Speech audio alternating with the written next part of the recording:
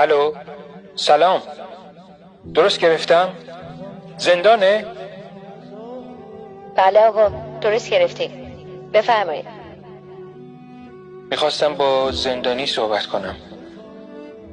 اینجا فقط یه زندانی داریم، اونم اسمش ایرانه و ممنوع الملاقات و ممنوع المکالمه است. یعنی نمیتونم باهاش حرف بزنم؟ من فرزندشم. نه، گفتم که نمیشه، اصرار نکن. میشه بهش یه پیغامی بدین؟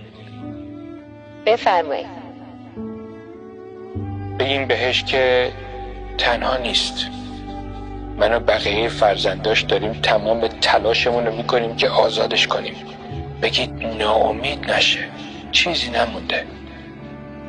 بگم کی این پیغامو داده؟ کدوم فرزندش؟ بگین اونی که زندانی در تبعیده و بقیه فرزندان داخل و خارجش. تماس شما قطع شده است، اما امیدتان پایدار.